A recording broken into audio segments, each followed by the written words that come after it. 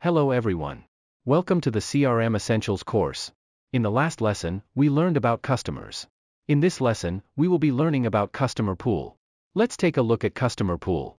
We use F1-4 to represent the identifier of this feature set, customer pool. In the glossary, a customer pool refers to a collection of customers or potential customers that a business or organization has access to or interacts with.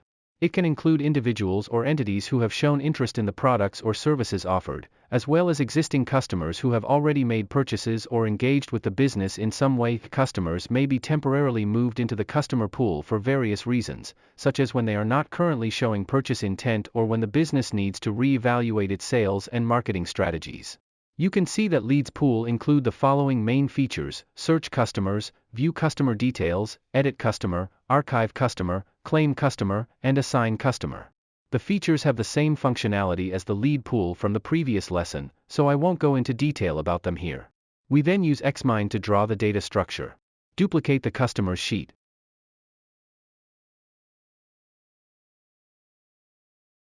Rename it F1-4 Customer Pool. Modify the title to Customer Pool. Change owner to previous owner. Then, in the Source Info section, we need to add a date of moving to Customer Pool item and a reason for moving to the Customer Pool item. Keep the other content unchanged. Based on the data structure we just discussed, we will create the prototype. First, we duplicate the customer management page and its branches from the previous lesson. Then, modify the page name to Customer Pool and change the title to Customer Pool. Since the interface elements in the search area are similar to those in the lead pool, we copy the elements from the lead pool page and paste them onto the Customer Pool page.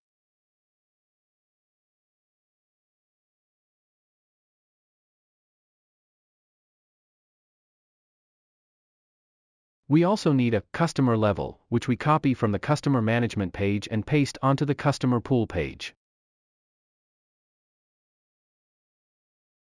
We modify the label of the time range selector to date of moving to Customer Pool,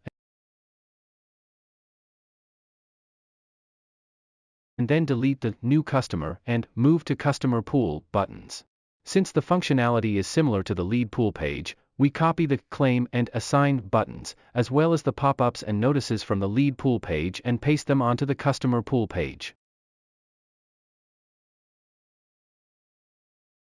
Delete the Customers Assigned to Me and Customers Assigned to Subordinates tabs because all customers in the Customer Pool have the status Unassigned.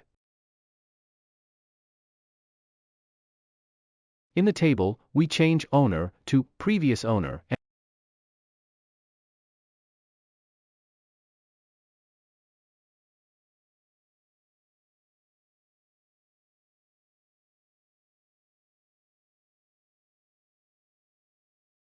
add a column for Reason for moving to the Customer Pool, with the content Lack of response, similar to the lead pool.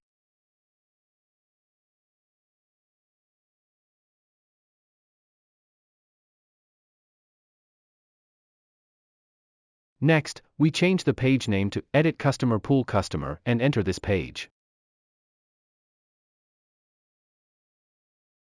Modify the Owner label to Previous Owner.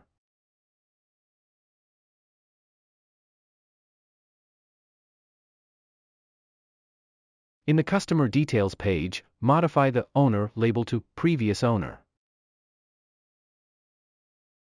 In the Source Info section, we add date of moving to Customer Pool and reason for moving to the lead pool.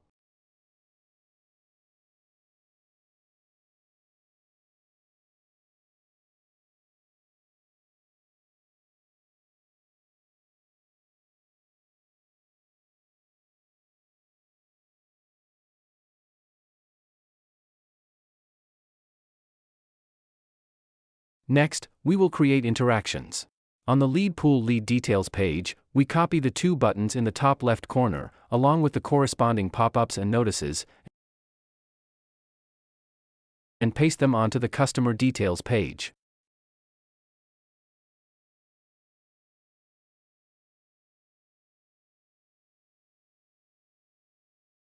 Then, on the Customer Pool page, we change the link target for the customer name to the newly created Customer Pool Customer Details page. We copy and paste the interaction to other elements and modify the page name as needed.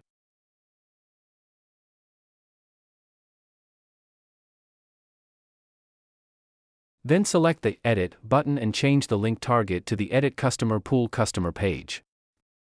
Copy and paste the interaction to other elements.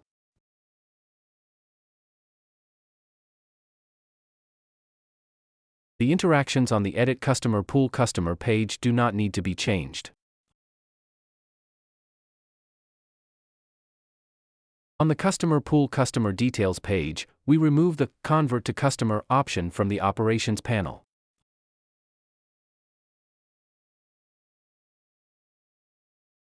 On the Frame page, we need to set it so that clicking on the Customer Pool navigation opens the Customer Pool page in the inline frame.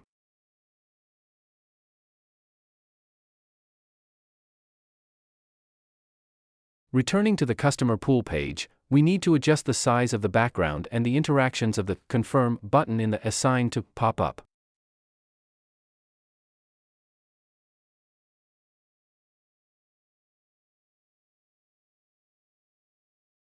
Here, we need to create a new Assign Successfully notice and set the interaction to show and hide the Assign Successfully notice.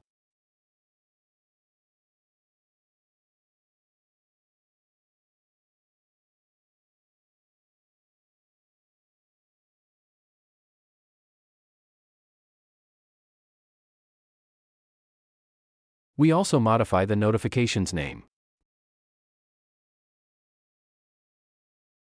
Returning to the Frame page, preview the prototype.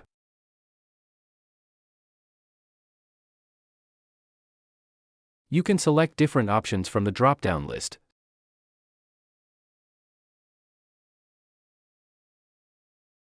Switch tabs. Click the Claim button to display a notice. Click the Assign button to display a pop-up.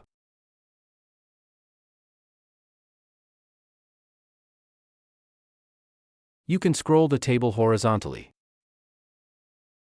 Click the Edit button to open the Edit Customer page in the inline frame. Click the Submit button to display a notice. Go back to the previous page. Click a customer name to display the Customer Details page. You can switch tabs.